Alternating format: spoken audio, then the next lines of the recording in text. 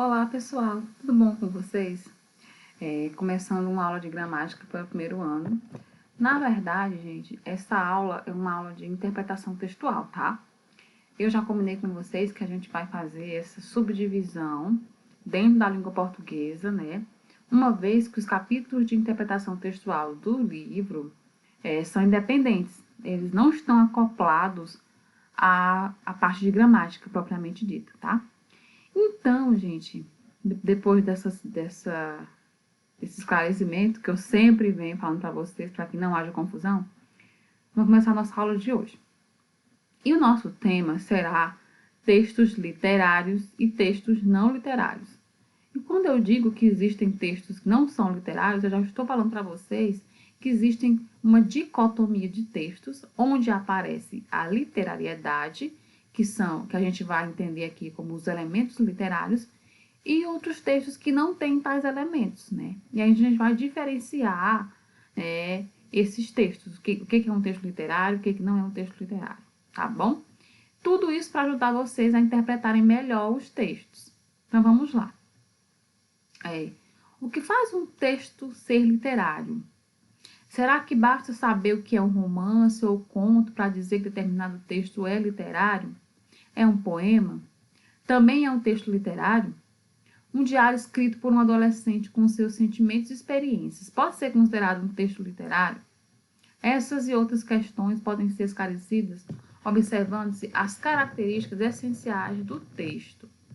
Então, quando eu estou falando que um texto tem características especiais, são características que vão prevalecer nesse tipo de texto, que vai dizer se ele é ou não um texto literário, tá bem? E aí a gente quer que vocês tenham esse discernimento, que vocês, quando entrem em contato com esses textos literários, saibam que tratam-se, né, de textos literários, por consequência, são textos, na maioria dos casos, ficcionais. Embora existam algumas obras na literatura que são baseadas em questões históricas, mas uma das características da literatura é que são ficções, né? Que aquilo sai da cabeça do autor, tá? E aí, no início do capítulozinho, a gente tem, né, essa notinha que é o seguinte. O Enem, que é a grande prova que vocês vão enfrentar, né?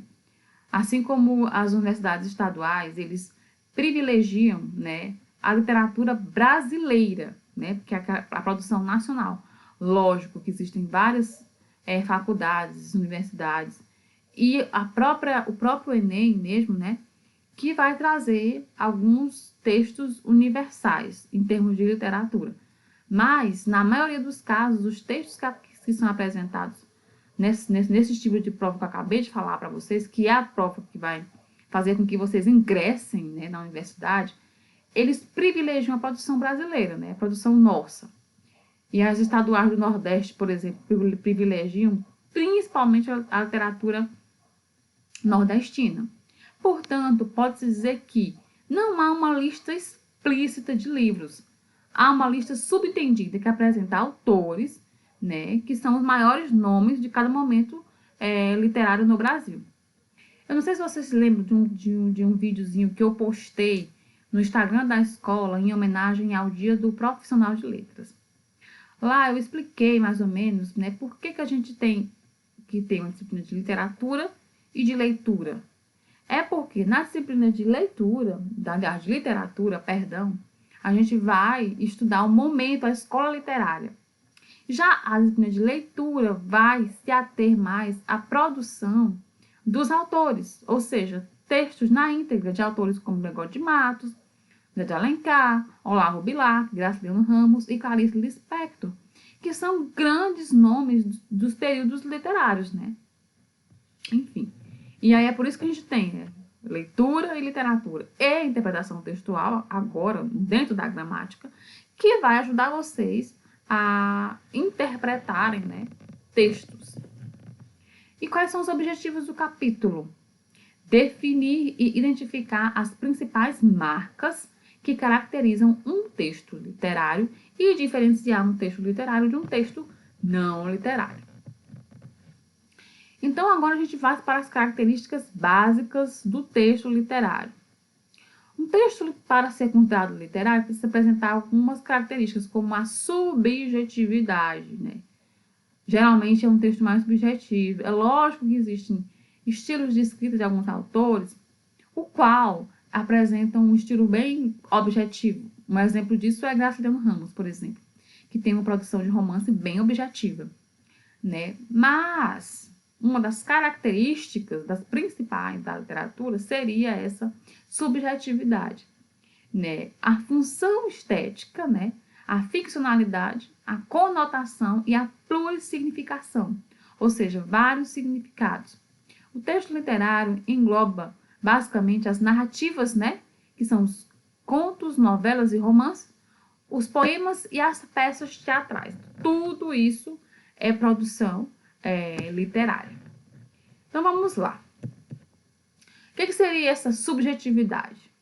O texto literário é essencialmente subjetivo, ou seja, apresenta as ideias, o modo de pensar e o estilo do sujeito que escreveu, do autor, de forma a evidenciar esse sujeito, ao contrário do texto objetivo. Vocês lembram que eu acabei de falar para vocês do Graciliano Ramos? Que você percebe na produção dele que há uma certa objetividade? Então, é isso que eu estou falando, né? Aparecem marcas que caracterizam o autor, que você não consegue achar tais marcas em um texto objetivo. A gente vai já estudar isso mais a fundo em relação a essa questão de que por que um texto não literário não tem essa subjetividade. Nós temos a função estética. E aí é preciso fazer um parêntese aqui para falar para vocês que a função estética, né, neste caso, a palavra estética ela evoca a ideia de beleza. E essa ideia de beleza está intimamente ligada à ideia de percepção e sensação. Vamos fazer aqui a seguinte alusão. Imaginem que vocês gostem de algum quadro, de algum autor famoso, sei lá, Picasso, Van Gogh, e ao entrar em contato com aquela pintura, com aquele desenho, com aquela roupa, ou até uma música, você tem uma boa sensação, ou seja, sua percepção é aguçada para apreciar esse belo. Então, assim, essa função estética aqui está ligada à ideia de percepção e sensação que o texto vai causar. Então, a relação com a ideia de beleza não é totalmente errada, pois o conceito de belo entenda-se o belo como sentido filosófico, ligado ao sublime, né? Algo que é sentido, é percebido pela sensibilidade de quem vivencia. É quando você, por exemplo, pega um poema ou um fragmento de um texto literário e você se emociona e você se identifica. Então, essa seria a função estética. Através da estética do texto, o autor, né, provocar esse sublime, né, no leitor.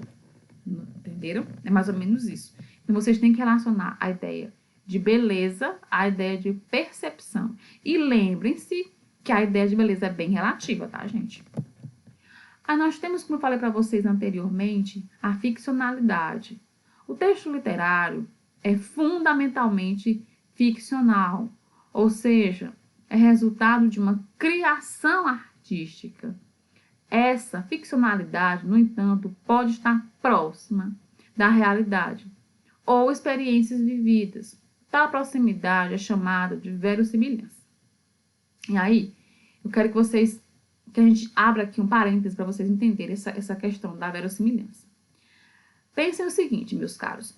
Se eu ou algum de vocês, vamos pensar assim, se nós escrevêssemos um romance, por exemplo, baseado no primeiro ano da Copelg, nas coisas que aconteceram lá, é totalmente possível, né? Porque a Copelg existe, os alunos da Copelg existem. Então, você pode pegar personagens da Copelg e criar um romance ficcional. Vocês estão entendendo? Então, assim, como é a Copelg uma escola que tem esses alunos, eles podem se tornar protagonistas de um romance. Embora ficcional, mas a gente sabe que existe essa escola no sul do Piauí.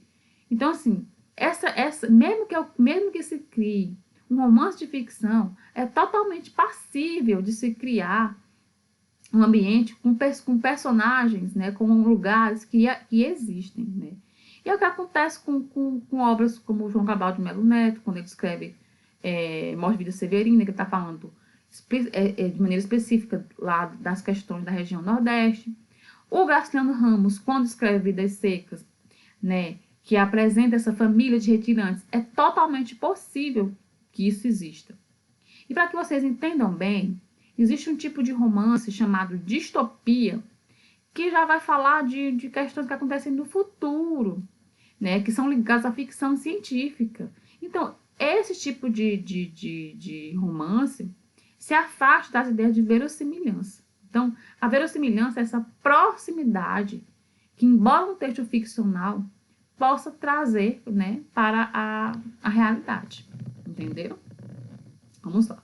Caso tenha ficado confuso, caso vocês não entendam, é só entrar em contato comigo que eu vou esclarecer para vocês direitinho esse conceito de verossimilhança. Aí nós temos a conotação, né?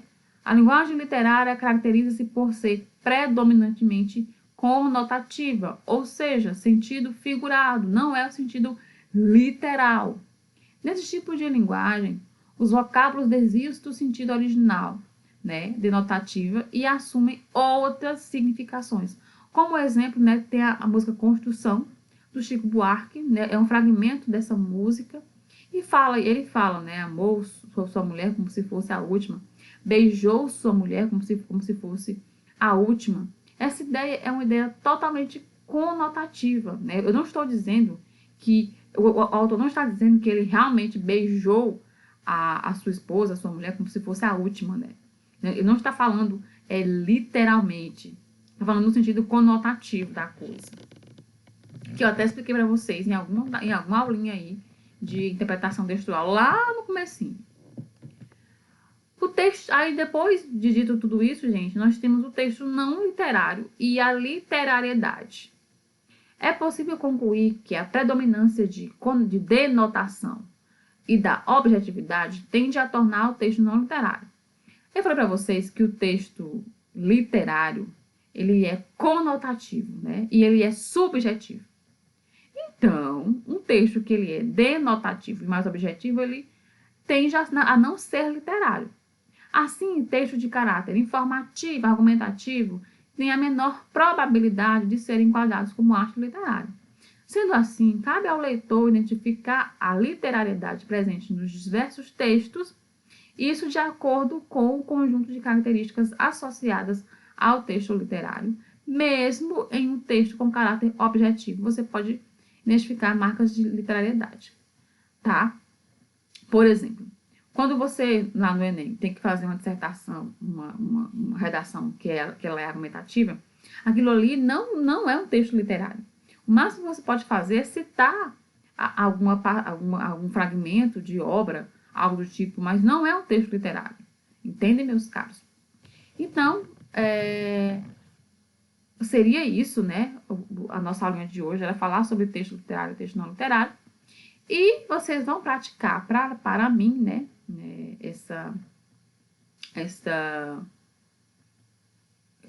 Tudo isso que eu falei para vocês agora.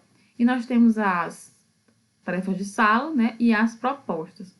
Vocês vão ter até dia 11 para me entregar essa atividade. Pode me entregar por e-mail, pode me entregar pelo WhatsApp, vocês que sabem. Então, por hoje é só. Vejo vocês depois por aqui. Queria deixar um forte abraço. Cuidem-se e otimizem o tempo de vocês, tá, minha gente? Outro prazer estar com vocês aqui, mesmo sendo uma maneira virtual, mas a gente está tentando fazer a nossa parte. E otimizem o tempo de vocês. Qualquer dúvida, é só entrar em contato, tá bem?